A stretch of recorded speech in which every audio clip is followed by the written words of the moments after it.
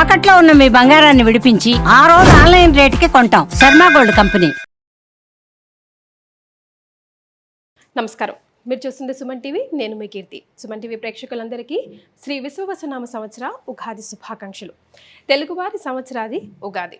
క్రోధి నామ సంవత్సరానికి tata bye by చెప్తూ కొత్త సంవత్సరానికి కొత్త ఆలోచనలతో ముందడుగు వేస్తున్నాం. పోయిన సంవత్సరం ఎన్నో విషయాల్లో ఒక ముందడుగు వేసుంటాం, కొన్నిసార్లు వెనకడుగు కూడా వేసుంటాం.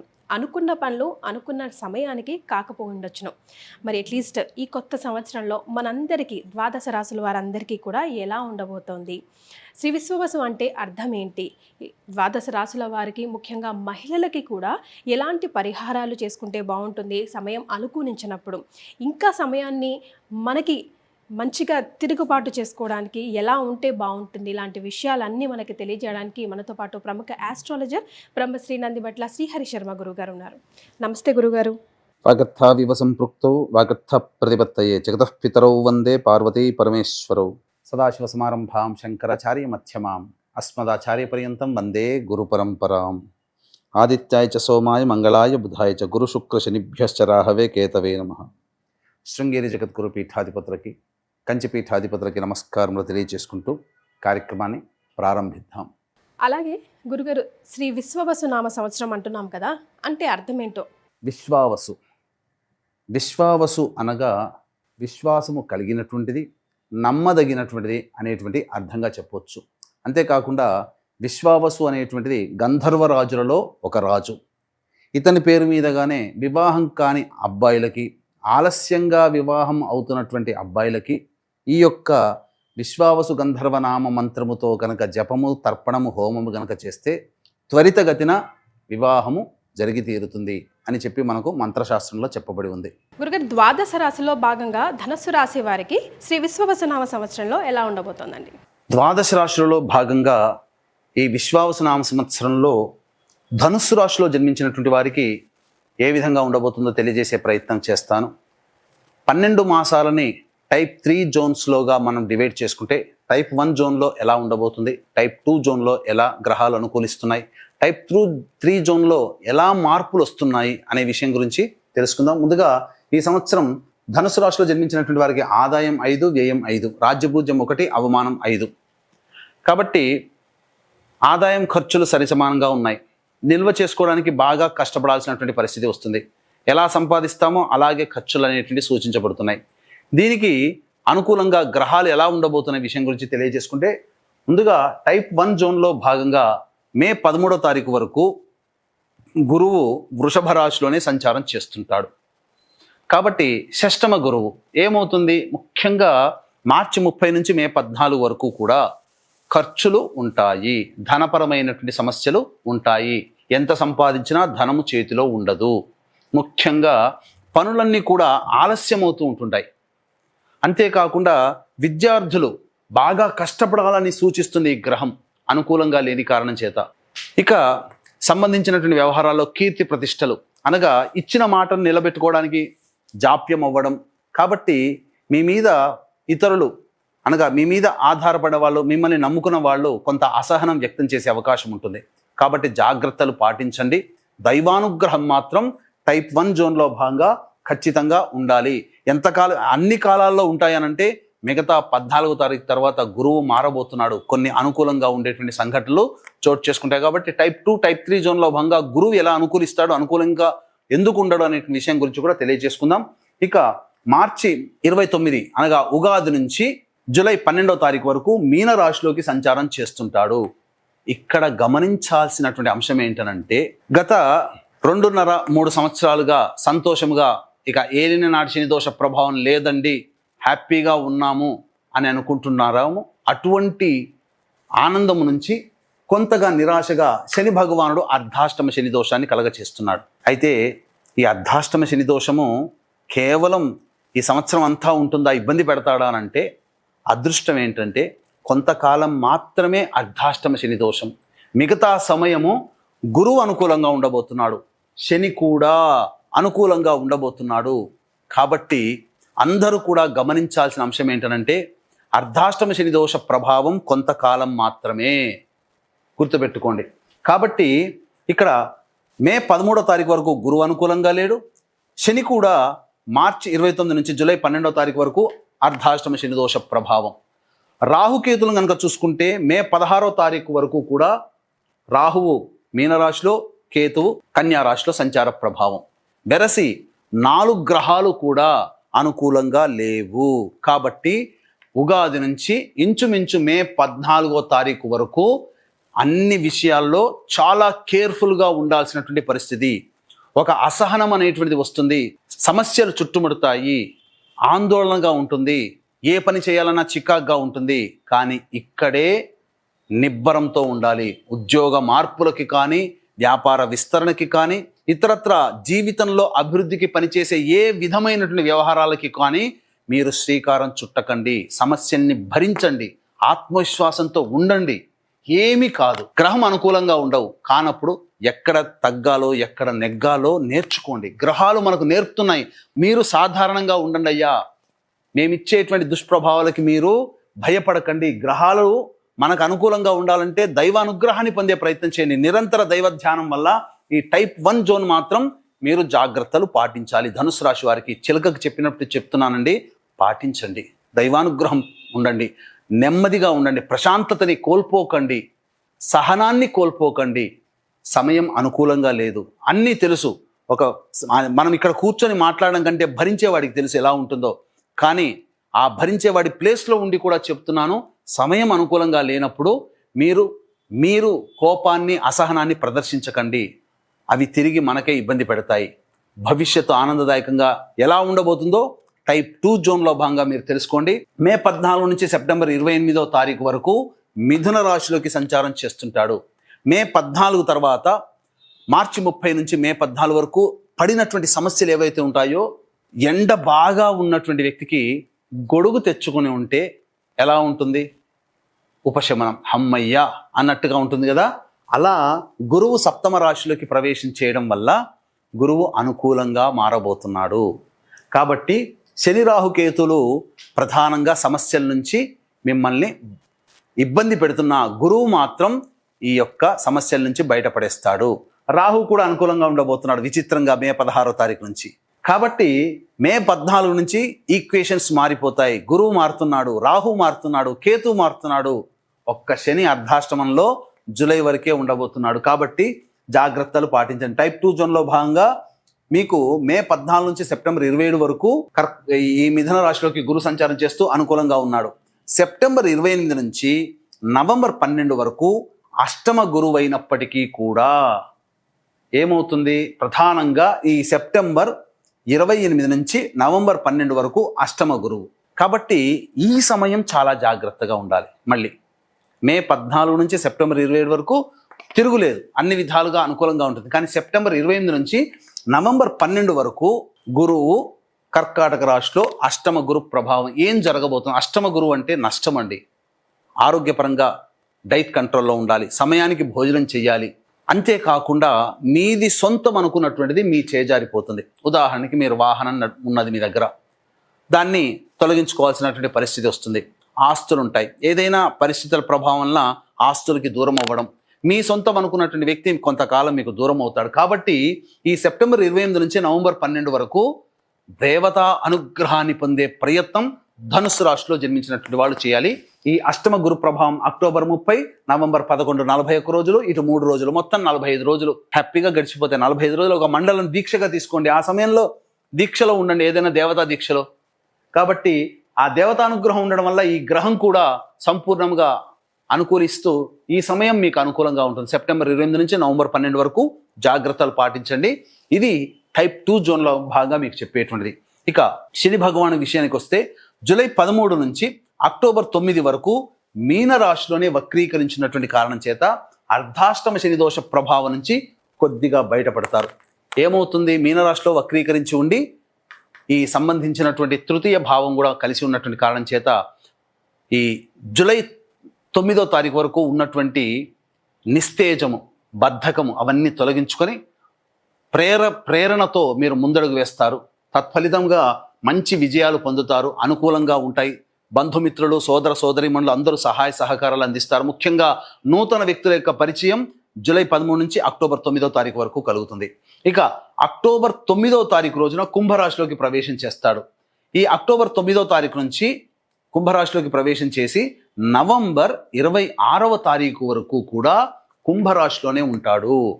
కాబట్టి సంవత్సరం ప్రారంభం నుంచి జూలై 9వ తారీఖు వరకు అర్ధాష్టమ శనిదోష ప్రభావం ఎలా అయితే పొందారో గమనించండి జాగ్రత్తగా. అక్టోబర్ 10 నుంచి నవంబర్ 25 వరకు కూడా ఏలిన నాటి శని ప్రభావం అనగా కుంభరాశిలో ఉండి వక్రీకరించి ద్వితీయ స్థాన ప్రభావాన్ని కూడా ఇస్తున్నటువంటి కారణం చేత ఏలిన నాటి శని ప్రభావానికి గురవుతారు. కాబట్టి మళ్ళీ జాగ్రత్తలు పాటించండి. ధన నష్టం అక్టోబర్ 10 నుంచి నవంబర్ 26 మధ్యకాలంలో ధన నష్టం జరుగుతుంది. ఇంచుమించు చూడండి, ఇటు శని కూడాను అనుకూలంగా లేడు, గురువు కూడా అనుకూలంగా లేడు. సెప్టెంబర్ 28 నుంచి నవంబర్ 12, అక్టోబర్ 10 నుంచి నవంబర్ 26, ఇంచుమించుగా అక్టోబర్ నుంచి నవంబర్ 12 వరకు కూడా శని అనుకూలంగా లేడు, గురువు అనుకూలంగా లేడు. కాబట్టి సమయం మనది కానప్పుడు మొట్టమొదటిగా ఏ విధంగానైతే తగ్గి ఉండే ప్రయత్నం చేయమని చెప్పానో ఆ విధంగా తగ్గి ఉండే ప్రయత్నం చేయండి. టైప్ 2లో భాగంగా మీకు ఉంటుంది. ఎటువంటి పెట్టుబడులు, ఉద్యోగ మార్పులు అనేటువంటివి చేయకండి. ఏ సమయంలో ఉద్యోగం మారితే బాగుంటుందనే విషయం గురించి ముందు తెలియజేసుకుందాం. ఇక ప్రధానంగా చూసుకుంటే నవంబర్ 26 నుంచి కుంభరాశిలోనే జనవరి 10 వరకు అనుకూలంగా ఉండబోతున్నాడు. టైప్ 3 జోన్లో భాగంగా ఏం జరగబోతుంది ప్రధానంగా చూసుకుంటే తృతీయ శని ప్రభావం టైప్ 3 జోన్లో భాగంగా అద్భుతంగా ఉండబోతుంది.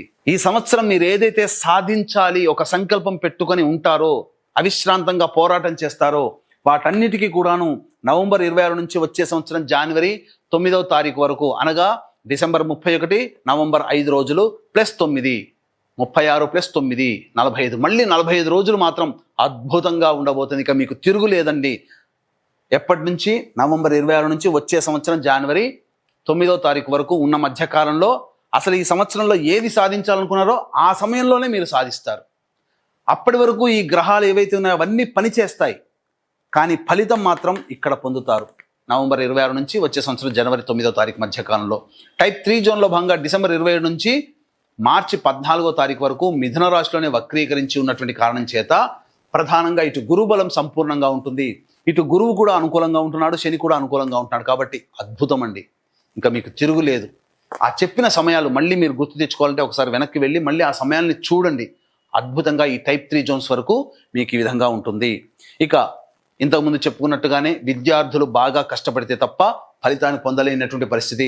మే 14 నుంచి సెప్టెంబర్ 28 మధ్య కాలంలో విదేశీ యానం, విదేశీ విద్య చేయాలనుకునేటువంటి వాళ్ళకి మాత్రం సంపూర్ణంగా అనుకూలంగా ఉంటుంది. అప్పటికి మీకు H1B వీసాలు రావడం కానీ అవన్నీ కూడా జరిగిపోతాయి. వివాహం కావాల్సినటువంటి అబ్బాయిలకి, అమ్మాయిలకి మే 14వ తారీఖు తర్వాత ప్రయత్నం చేయండి. ఖచ్చితంగా వివాహాలు అనేటువంటివి జరుగుతాయి. ముఖ్యంగా సంతానం కోసం ఎదురు చూసేటువంటి వ్యక్తులకి సత్సంతాన ప్రాప్తి, సంతోషకరమైనటువంటి వార్త వింటారు. గృహాన్ని కొనుగోలు చేయాలి, గృహ సమస్యలు అనేటువంటి వాళ్ళకందరికీ కూడాను మంచి జరుగుతుంది. కోల్పోయినటువంటి బంధుత్వాలు, కోల్పోయినటువంటి దాంపత్యం, కోల్పోయినటువంటి భాగస్వాములు వీళ్ళందరూ కూడా మళ్ళీ మే 14వ తారీఖు తర్వాత మళ్ళీ ఒకటయ్యే అవకాశాలు గోచరమవుతున్నాయి. ఈ రాశిలో జన్మించినటువంటి ఉద్యోగస్తులకి ప్రమోషన్లతో కూడుకున్నటువంటి బదిలీలు, అధికారుల యొక్క అండదండలు అన్నీ కూడాను మే 14వ తారీఖు తర్వాత మీ వాంఛలన్నీ తీరబోతున్నాయి. అలాగే ఈ రాశిలో జన్మించినటువంటి రాజకీయ రంగ ప్రముఖులకి ధనాదాయం చాలా చక్కగా ఉంటుంది. అలాగే అధికారుల యొక్క అండదండలు, పెద్దల యొక్క ఆశీర్వచనం వల్ల ఏదైనా పదవిని లాభించినట్లయితే, పదవి ఖచ్చితంగా ఆశించినట్లయితే పదవి మీరు పొందుతారని చెప్పవచ్చు. ప్రజల మన్నల్ని పొంది ఒక మంచి నాయకుడిగా గుర్తింపు పొందుతారు.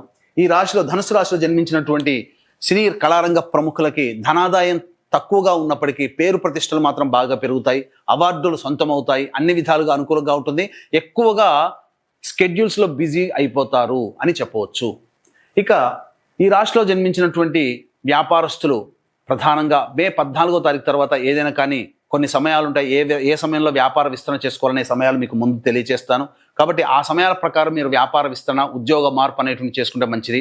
అలాగే అన్ని రకాలైనటువంటి వ్యాపారస్తులకి కూడా సాధారణమైనటువంటి పరిస్థితులు ఉంటాయి. అర్ధాష్టమ శని, ఏలినాటి శని ప్రభావము, అష్టమ గురు, షష్టమ గురు ప్రభావం వలన ధనపరమైన విషయాల్లో ఎటువంటి పెట్టుబడులు పెట్టకపోవడమే చాలా మంచిది. ఉన్నటువంటి ప్రాజెక్ట్ని కంటిన్యూ చేసుకుంటూ మీరు వర్కింగ్ పార్ట్నర్గా కంటే స్లీపింగ్ పార్ట్నర్గా ఉండడమే చాలా మంచిది అనేటువంటి విషయాన్ని గమనించుకోవాలి. ఏదైనా కానీ పెట్టుబడులు అనేటువంటివి ఎక్కువగా పెట్టకుండా స్పెక్యులేషన్ రంగంలో మీరు ముందడుగు వేయకుండా ఉంటే చాలా మంచిది అనేటువంటి విషయాన్ని గమనించుకోవాలి. ఈ సంబంధించినటువంటి రాశిలో జన్మించినటువంటి వాళ్ళు రైతులు ప్రధానంగా 2 పంటలు కూడాను లాభిస్తాయి. కాకపోతే అనుకున్నంత ఆశించినంత లాభసాటి రాకపోయినా సాధారణమైనటువంటి లాభసాటిలో ఉంటారని చెప్పవచ్చు. మరి ధనుస్సు రాశిలో జన్మించిన మహిళలకు ముఖ్యంగా ఎలా ఉంటుందో ఒకసారి తెలియజేస్తారా గురుగారు? ఈ రాశిలో జన్మించినటువంటి మహిళలకి ప్రధానంగా గౌరవ మర్యాదలకి ఎటువంటి లోటు ఉండదు. కుటుంబంలో పెద్ద పాత్ర పోషిస్తారు. ఇప్పటి వరకు మిమ్మల్ని చిన్నచూపుగా చూసినటువంటి వ్యక్తులందరూ కూడాను సాదర గౌరవ మర్యాదలతో సత్కరిస్తూ మీ మాటకి విలువనిస్తూ మీ మాటే శిరోధార్యంగా కుటుంబ సభ్యులందరూ కూడాను వింటారు. తద్వారా మంచి స్థితిగతులు అనేటువంటివి ఉంటాయి. కాకపోతే ప్రధానంగా శని ప్రభావం వలన అనారోగ్య సమస్యలు అనేటువంటి వచ్చే అవకాశం ఉంటుంది. మోకాల నుంచి పాదాల వరకు కూడా కొన్ని రకాలైనటువంటి ఇబ్బందికర పరిస్థితులు ఎదురయ్యేటువంటి అవకాశాలు గోచరమవుతున్నాయి. ధన నష్టం సూచిస్తుంది కాబట్టి జాగ్రత్తలు పాటించండి. కొన్ని సమయాలలో గురువు అనుకూలంగా లేనటువంటి కొన్ని సమయాలు చెప్పాను మహిళలు. ఆ సమయంలో గనక మీరు తగు జాగ్రత్తలు తీసుకుంటే మీరు చేయనటువంటి పనులకి మీరు నిందలు పడాల్సినటువంటి అవసరం లేకుండా ఉంటుంది అనే విషయాన్ని గమనించుకోవాలి. అన్నిటికంటే ప్రధానముగా విలువైనటువంటి వస్తు సేకరణ మరియు గృహ నిర్మాణం అనేటువంటిది చేపడతారు. బాధ్యతాయుతమైనటువంటి స్థితుల్ని మీరు పోషిస్తూ మీరు ఆదర్శమైనటువంటి మహిళలుగా మీకు అందరికీ కూడాను అందరి కళ్ళల్లో అందరి తలలో నాలుకలాగా మెలుగుతారు. తద్వారా మీరు కీర్తి ప్రతిష్టలు పొందుతారని చెప్పవచ్చు. అన్ని విధాలుగా ఈ రాశిలో జన్మించినటువంటి మహిళలకి అనుకూలంగా ఉంటుందని చెప్పవచ్చు. రైట్. మరి వీరంతా కూడా ధనుసు రాశి వారు ఈ సంవత్సరంలో ఎలాంటి పరిహారాలు పాటించాలంటారు? ఇక ఈ రాశిలో జన్మించినటువంటి వారికి సాధారణంగా శని, గురువు, రాహువు, కేతువు కొంతకాలం అనుకూలంగా లేని కారణం చేత ప్రధానంగా ప్రతిరోజు కూడాను దత్త అష్టకం, కాలభైరవాష్టక పారాయణం ప్రతిరోజు పఠించుకుంటే చాలా మటుకు సమస్యలు తీరుతాయి. ఇష్టదేవత ఆరాధన, ఇష్టదేవత సందర్శనం మీకు వీలు కుదిరినప్పుడల్లా చేయండి. అలాగే మీ సంకల్పం నెరవేరాలి అంటే దైవానుగ్రహం తప్పనిసరి. కొంతకాలం అర్ధాష్టమ శని మరియు ఏలిన నాటి శని, షష్టమ గురువు, అష్టమ గురు ప్రభావం, రాహుకేతుల ప్రభావం కూడా అనుకూలంగా లేని కారణం చేత మీ యొక్క సంకల్పం నెరవేరడానికి అనేక విధాలుగా అడ్డంకులు అనేటువంటివి వస్తాయి. అలాగే మీరు జాతకరీత్యా మీ యొక్క సమస్యలకి ఏ పండితుల దగ్గరికి వెళితే ఎటువంటి పరిహారాలు చేసుకోమని చెబుతారో అటువంటి పరిహారాలు అనేటువంటివి ప్రతి నెల ఒక్కొక్క క్షేత్రంలో చేయించడం జరుగుతుంది. మీ సంకల్పం నెరవేరడానికి సంకల్ప సిద్ధి హోమాలు, మీ యొక్క జాతకరీత్యా ఉండే అన్ని రకాల సమస్యల నివారణకి ప్రతి నెల మీ కొమ్ము కాచేటువంటి విధంగా దేవతా హోమాది కార్యక్రమాలు అనేటువంటివి ప్రతి నెల ఒక్కొక్క క్షేత్రంలో చేయడం జరుగుతుంది. దీనికి శ్రీకారం మాత్రం మహామహిమాన్వితమైనటువంటి కాశీక్షేత్రంలో చేయించడం జరుగుతుంది. ఏప్రిల్ 18వ తారీఖు రోజున ప్రారంభమవుతుంది. కాబట్టి అవకాశం ఉన్న వాళ్ళు ఇటువంటి మహత్తరమైనటువంటి కార్యక్రమంలో సభ్యులుగా నమోదు చేసుకోదలిచిన వాళ్ళు కార్యక్రమ తదనంతరం కాంటాక్ట్ చేసి పూర్తి వివరాలు తెలుసుకోవచ్చు. అలాగే ప్రతి నెల జరిగేటువంటి కార్యక్రమాలన్నీ కూడా మీకు వీడియోస్ అన్ని కూడా పంపించడం జరుగుతుంది. గురుగారు, ధనుసు రాశి వారు ఉద్యోగరీత్యా లేదంటే వ్యాపార రీత్యా కొత్తగా స్టార్ట్ చేయాలన్నా, రీస్టార్ట్ చేయాలన్నా, ఎక్స్పాండ్ చేయాలన్నా ఈ సంవత్సరంలో ఏ నెలలో అనుకూలంగా ఉంటాయి ఒకసారి సూచించండి. ఈ యొక్క రాశిలో అనగా ధనుస్సు రాశిలో జన్మించినటువంటి వాళ్ళు ఎటువంటి సమయంలో ఉద్యోగ ప్రయత్నాలు చేసుకోవాలి, ఎటువంటి సమయంలో వ్యాపార విస్తరణ, వ్యాపార ప్రారంభాలు చేసుకోవాలి, నిరుద్యోగస్తులకు ఎప్పుడు కాలం కలిసి వస్తుంది అని అంటే ఈ సంవత్సరం మే 14 నుంచి జూన్ 14వ తారీఖు ఉన్నటువంటి మధ్యకాలము అనుకూలంగా ఉంటుంది. అలాగే సెప్టెంబర్ 17 నుంచి నవంబర్ 15 ఉన్నటువంటి మధ్యకాలము అనుకూలంగా ఉంటుంది. అలాగే ప్రధానంగా వచ్చే సంవత్సరం ఫిబ్రవరి 13 నుంచి మార్చి 14వ తారీఖు వరకు కూడా అనుకూలంగా ఉంటుంది. కానీ ఈ చెప్పినటువంటి సమయంలో శని గురువులు కొంతకాలం యోగించడం, కొంతకాలం అవయోగించడం అనేటువంటిది ఉన్నది. కాబట్టి దేవతా అనుగ్రహాన్ని పొందే ప్రయత్నం చేస్తూ మీరు ప్రయత్నం చేయండి. ఖచ్చితంగా విజయం మీ సొంతం అవుతుందని చెప్పవచ్చు. సో ఆరోగ్య విషయంలో మరి ధనుసు రాశి వారికి ఎలా ఉంటుందండి? ఇక ఈ రాశిలో జన్మించినటువంటి వాళ్ళకి ప్రధానంగా అనారోగ్య సమస్యలు ఎప్పుడు వస్తాయి, వాహనాన్ని నడిపేటప్పుడు ఎప్పుడు జాగ్రత్తలు పాటించాలి, అలాగే ఏ సమయంలో కుటుంబ పరముగా వాక్పరంగా సంబంధించినటువంటి జాగ్రత్తలు తీసుకోవాలనే విషయం కనుక వచ్చినట్లయితే ఈ సంవత్సరం జూలై 27వ తారీఖు నుంచి సెప్టెంబర్ 2వ తారీఖు ఉన్నటువంటి మధ్యకాలం ఉద్యోగ సంబంధమైనటువంటి విషయాల్లో జాగ్రత్తలు పాటించండి. కుటుంబ సభ్యులతో వాగ్వివాదాలు పనికిరావు.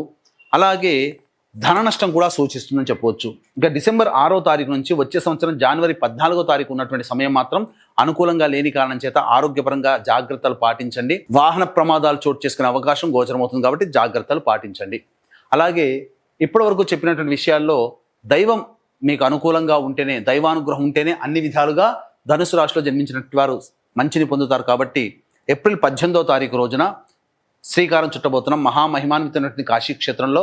మీ యొక్క సంకల్పం నెరవేరడానికి సంకల్ప సిద్ధి, మీ జాతకరీత్యా మిమ్మల్ని కొమ్ము కాచే విధంగా దేవతా పూజలు, హోమాలు ప్రతి నెల సంకల్ప సిద్ధి హోమాలు, సకల దోష నివారణ హోమాలన్నింటినీ చేయించడం జరుగుతుంది. సంవత్సరం పాటు జరిగేటువంటి ఈ కార్యక్రమంలో మీ కుటుంబ సభ్యుల గోతనామాలతో జరుగుతాయి కాబట్టి అవకాశం ఉన్న వాళ్ళు కార్యక్రమ తదనంతరం కాంటాక్ట్ చేసి ఈ కార్యక్రమంలో ఎలా సభ్యత్వం తీసుకోవాలో తెలుసుకోవచ్చు. ఆల్ రైట్, చాలా సంతోషం గురుగారు, ధన్యవాదాలు. సర్వం శ్రీ ఉమామహేశ్వర పరబ్రహ్మార్పణమస్తు.